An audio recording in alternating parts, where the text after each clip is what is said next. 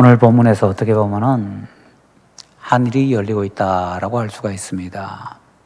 부흥의 시대가 오고 있다라고 얘기할 수도 있고요. 신약 시대가 열린다고 얘기할 수도 있겠습니다.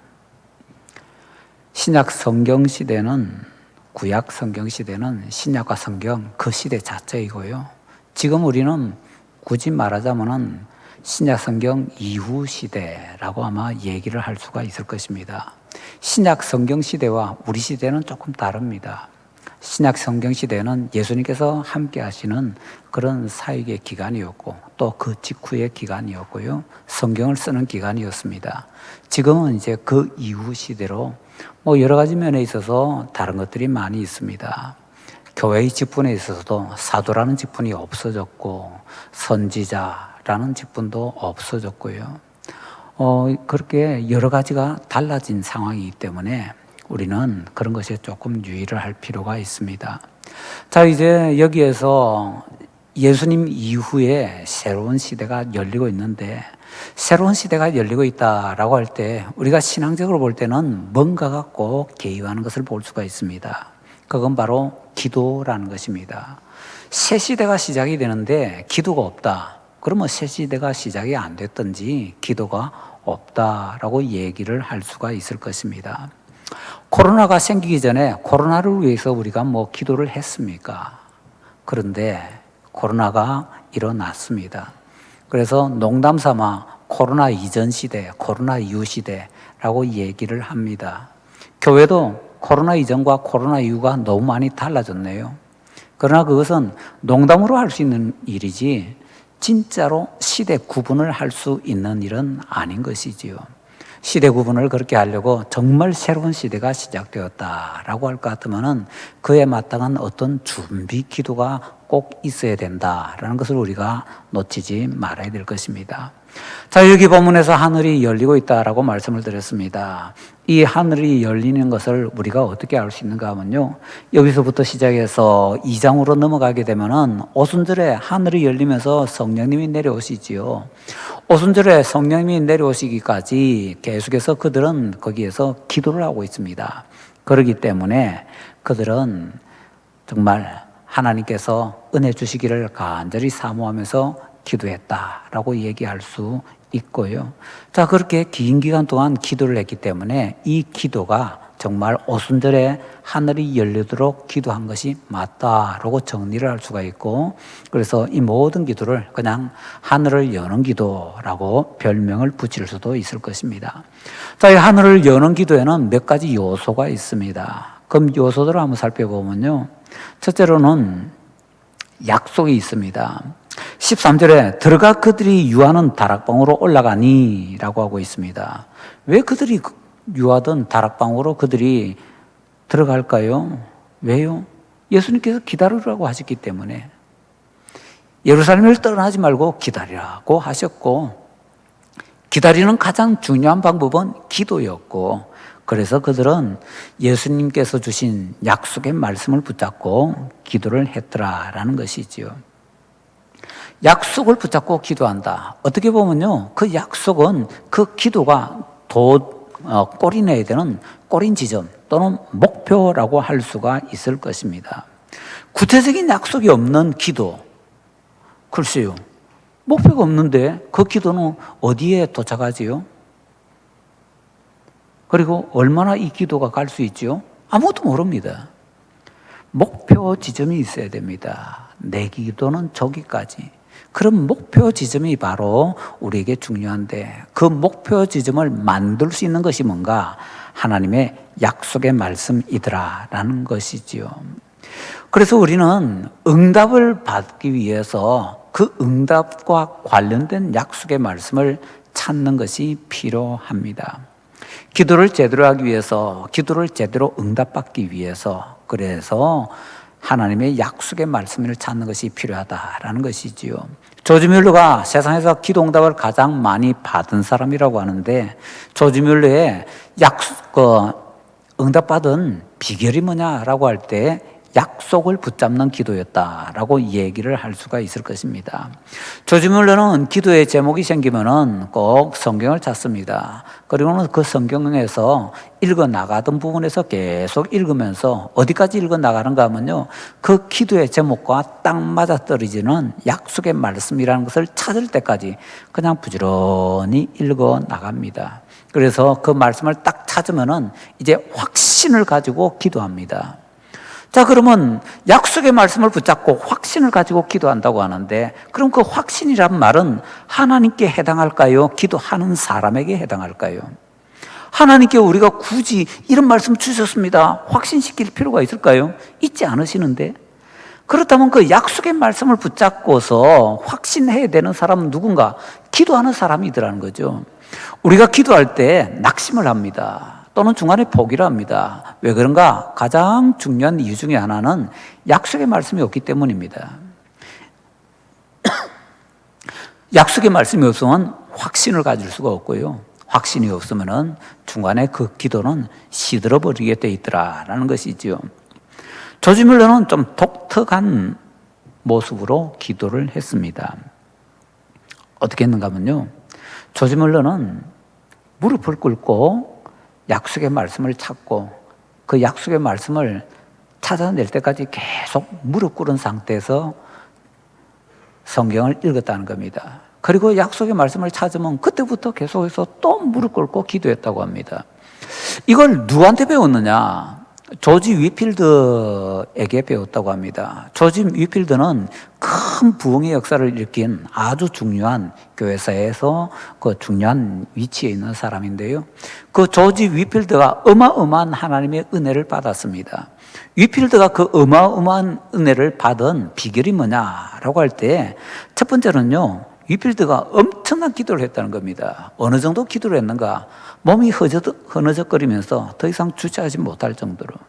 그리고 그렇게 하면서 또 두 번째는요, 성경을 읽을 때 무릎 꿇고 읽었다라는 것입니다.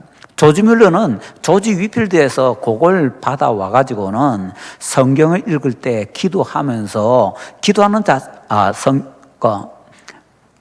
기도 제목을 찾기 위해서, 약속의 말씀을 찾기 위해서 성경을 계속해서 무릎 꿇고 기도했고 성경을 읽었고, 그렇게 무릎 꿇고 성경을 읽는 가운데 약속의 말씀을 찾으면 그 상태에서 계속해서 간절하게 기도를 해 나갔더라 하는 것이죠. 뮬러는 이렇게 얘기합니다. 나는 성경 말씀을 그냥 읽는 것이 아니라 매일 성경 말씀을 먹음으로써 하루를 시작했다. 어떤 사람은 이렇게 얘기합니다. 조지 뮬러는 약속에 배가 고파 성경을 씹어 먹었다. 그 정도로 약속의 말씀을 찾고 또 찾았는데 바로 그게 그의 기도 응답의 비결이었더라라는 것이죠. 하늘을 여는 이 기도는 두 번째 요소가 뭐가 있는가 하면 출석이라는 것이 있습니다. 13절 하반절에 보면 사도들 이름이 쭉 나오고 있습니다. 14절 상반절에도 또 그 기도에 참석한 사람들의 그 명단이 나오고 있습니다. 거기는 묶어서 나오고 있네요. 다 거기 있었다고 합니다. 그 이름들 쭉 나오는 거 보면 마치 출석부를 보는 것 같습니다. 출석부 보고서 출석을 부르는 것 같다라고 얘기를 하기도 합니다. 그런데 우리는 여기서요, 세 가지 사실을 깨달을 수가 있습니다. 이 출석부를 보면서. 첫 번째는요, 은혜의 자리에서 빠지는 사람이 있다는 겁니다. 예수님께서 부활하신 모습을 본 사람은 한때 많을 때는 500여 형제가 일시에 보았다고 합니다. 그 500여 명이 예수님 부활하신 모습을 봤는데 왜 이 기도의 장소에는 120명밖에 없습니다. 적어도 480명은 어디 갔습니까? 은혜의 자리에서 빠져버린 사람이 있더라는 거죠. 뭔가 일이 있어서 그들은 빠졌겠지요. 갈릴리에 있는 사람도 있을 것이고요, 뭔가 다른 이유가 있었을 것입니다. 그러나 중요한 것은 그들은 예수님을 믿고 있음에도 불구하고 오순절 다락방에 그 성령의 은혜는 받을 수가 없었다는 겁니다. 로이드 존스 목사님은 우리에게 이렇게 권면합니다. 만약 어느 집회 1시간을 빠졌다고 합시다. 하나님께서 당신이 빠진 그 집회에 전무후무한 은혜를 주실지 누가 압니까? 만약에 전무후무한 은혜를 그 집회의 날에 주셨다면 그 시간에 빠짐으로 인해서 당신은 어떤 면에서는 치명적인 손해를 보게 될 것입니다. 저는 대구에 갔을 때 이 얘기를 직접 들었거든요. 예전에 대구에 김덕신 목사님이란 분이 시무를 할 때에 그 교회에서 금요일에 계속해서 기도회를 했다고 합니다. 금요 기도회를 계속해서 하는데 어느 금요 기도회 날 말 그대로 성령께서 충만하게 부어졌다 싶을 정도로 어마어마한 은혜가 부어졌습니다. 그 이후로 그 동부교회 성도들은요 맨날 그때 얘기합니다. 그날 그때 어마어마한 은혜가 있었지. 다른 때 맨날 금요 기도에 출석하다가 그날만 빠진 사람이 몇 명 있었습니다. 그날만 빠진 몇 명은요 평생 껄껄하면서 살았습니다. 저는 그 얘기 들었습니다. 내가 왜 하필이면 그날 참석을 안 해가지고 참석할 걸 그 현장 사람들의 얘기를 저는 들었거든요. 그래서 중요한 것이 은혜의 때 빠지는 것이 얼마나 치명적인 것인가. 다른 사람들 다 그때 은혜 받았던 것에 대해서 얘기하면서 가슴 뿌듯해 하는데 아휴, 나는 그때 빠졌지 하면서 맨날 그냥 초라하게 고개 숙이는 그 사람. 그런 사람 되지 않기 위해서는요 우리가 은혜의 자리라고 할 것 같으면 언제 은혜를 쏟아 부어줄지 모르니까 항상 참석하기 위해서 힘써야 된다는 겁니다. 수요 기도에 더 많이 나오셔야 됩니다. 새벽 기도에 더 많이 나오셔야 됩니다. 그 다음에 또 이 출석부에서 우리가 볼 수 있는 두 번째는요 은혜의 자리에서 빠지는 정도가 아니라 탈락되는 사람이 있다는 겁니다. 사도들의 명단이 쭉 나오는데요. 앞에 복음서에 사도들의 명단이 각 복음서마다 다 나옵니다. 사도행전에 또 이 사도들의 명단이 나옵니다. 복음서들에 있는 명단과 이 명단이 다른 것은 한 사람의 이름이 빠졌다는 겁니다. 빠진 사람의 이름은 당연히 가룟 유다이지요. 꼭 있어야 되는 이름인데 아예 이름이 지워져 버렸습니다. 이 사람은 결석이 아니라 출석부에 이름 자체가 없습니다. 이제는. 그래서 우리는 은혜의 자리에서 빠지는 사람도 있지만 은혜의 자리에서 탈락되는 사람도 있다라는 것을 경고받을 수 있습니다. 우리는 이 출석부에서 또 세 번째 교훈을 얻을 수 있는데 그거는 은혜의 자리에 추가되는 사람도 있다라는 것입니다. 14절 앞에 나오는 예수님의 형제들, 예수님 믿었나요? 성경은 그들이 안 믿었다고 정확하게 가르쳐 줍니다. 요한복음 7장 5절. 이는 그 형제들까지도 예수를 믿지 아니함이러라. 예수님 형제들은 아무도 예수님 안 믿었습니다. 심지어는 마리아조차도 중간에 믿음이 흔들려서 안 믿었다라고 얘기할 수 있을 정도입니다. 왜냐고요? 예수님께서 공생의 사역을 한참 하고 계실 때 예수님 미쳤다는 소문이 돌았습니다. 그 예수님 미쳤다는 소문을 듣고서 예수님 붙잡으러 친척들이 왔는데 그 친척들이 누군가 보니까 주로 예수님의 형제들이었습니다.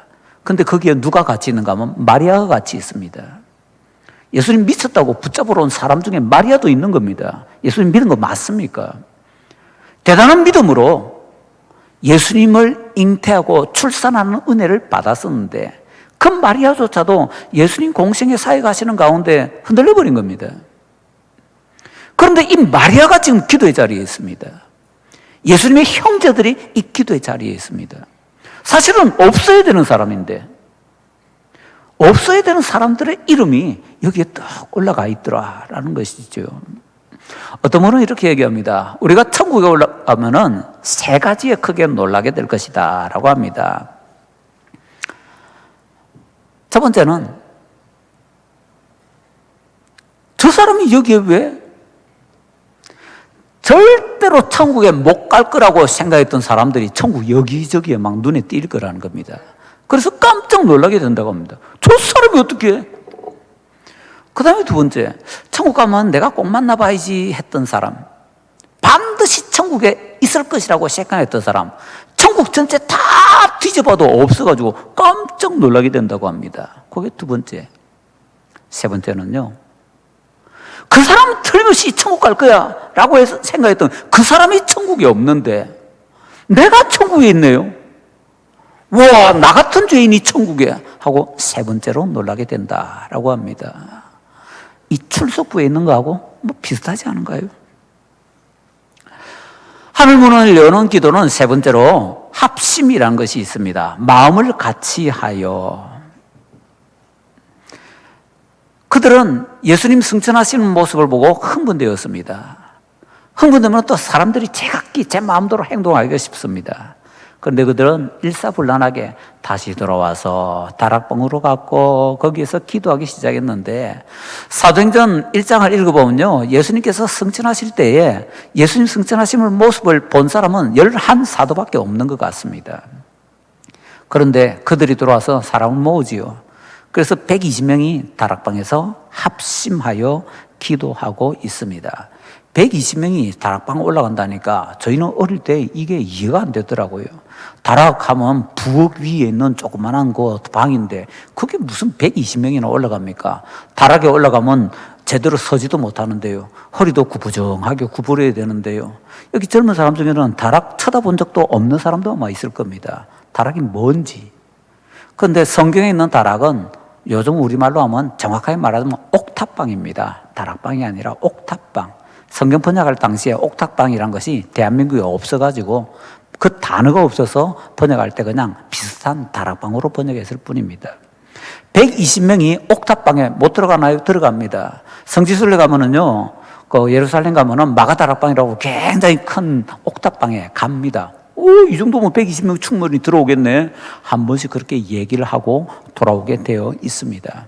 그냥 우리 옛날에 다락방이라고 착각을 하면은 없는데 그게 아니고 옥탑방이기 때문에 120명 충분히 들어가는 그런 방이 있었고 그걸 통해서 우리가 뭘 알 수 있는가 하면은 마가복음 썼던 마가집은 엄청난 부자였다는 거죠. 옥탑방이 120명 정도 들어갈 방이라면은요, 그 밑에 집은 얼마나 컸겠습니까?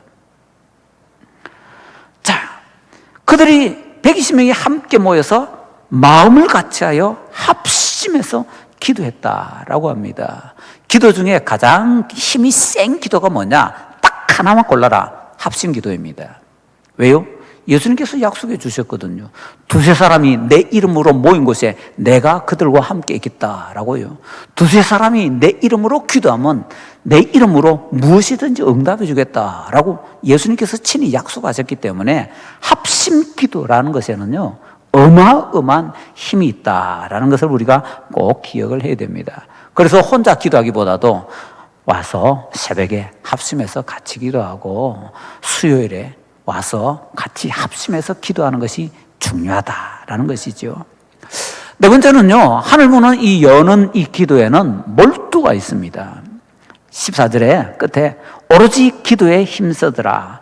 오로지 힘쓰더라. 조금 더 정확하게 전달하자면요, 이게 몰두하다라는 뜻입니다. 오로지 힘쓰다. 이걸 한 단어로 얘기하면 몰두하다입니다. 기도에 몰두했더라. 그래서 이걸 이제 다시 말하면 몰두기도라고 얘기를 할 수가 있는 것이지요. 얼마나 기도를 열심히 했는지 기도에 몰두했다고 합니다. 기도에 모든 것을 쏟아 부었다고 합니다. 세상에는 오직 기도 하나밖에 없는 것처럼 오직 기도에만 힘썼다라고 합니다. 바로 이 몰두 기도가 하늘 문을 여는 데 있어서 굉장히 중요하게 작용을 했다라는 것이지요. 마지막 5절은요, 우리가 읽었던 본문에는 나오지 않는데 이 본문이 어디까지 연결됩니까? 2장 1절까지 연결됩니다. 2장에 오순절에 성령님께서 내려오신데 그때까지 기도하거든요. 그러니까 결국에는 이 기도는요, 예수님 승천하시고 난 이후에 성령님 오실 때까지 계속해서 기도합니다. 그래서 5번째 요소는 뭔가 하면 끈기입니다. 중간에 멈춰버렸더라면은 그 사람은 아까 제가 동북위에 그 몇몇 교인들 말씀드린 것처럼 그 사람들은 은혜 경험 못했을 겁니다. 몰두하는 거 중요한데 어떤 사람은요, 반짝해버리고 끝납니다. 근데 반짝이 아니라 될 때까지입니다. 세상에서 제일 힘이 센 기도는 인디언 기우제라고 그러잖아요. 농담으로. 왜? 인디언은 기후제를 한번 드렸다 그러면은 비가 올 때까지 기후제 지낸다 그러거든요. 그래서 인디언이 기후제 시작했다 라면 반드시 비가 온답니다. 왜? 비가 올 때까지 기후제 드리니까. 중요한 것은 그 많은 끈기가 우리에게 있어야 된다는 거죠.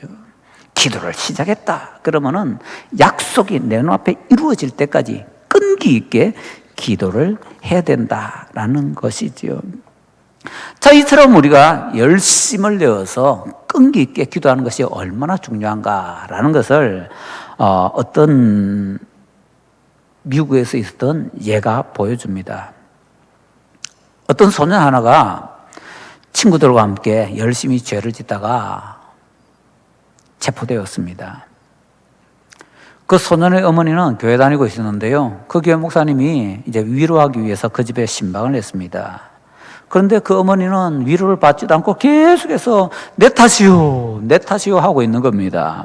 그래서 목사님이 왜 그렇게 생각하십니까? 물어봤더니 이렇게 대답을 하더랍니다. 우리가 시내로 이사 오기 전에는 아침, 정오, 저녁에 항상 내 아들을 위해서 기도했습니다. 그런데 여기 시내로 이사 와서부터는 뭐 일이 그래 바쁜지, 뭔 일이 그래 많이 생기는지 아들을 위해서 기도하는 것을 점점 멀리하고 말았답니다. 그러면서 그 어머니 이렇게 얘기합니다. 내가 만약 계속해서 기도하기만 했더라면은 이 일은 절대로 일어나지 않았을 것입니다. 내가 기도하지 않았기 때문에 이런 비극이 우리 아이에게 온 겁니다. 끈기 기도를 놓쳤기 때문에 그런 불행이 왔다. 예, 맞는 말일 겁니다. 우리는 지금 하늘문을 열어야 되는 그런 사람으로서 이 세상에 있습니다.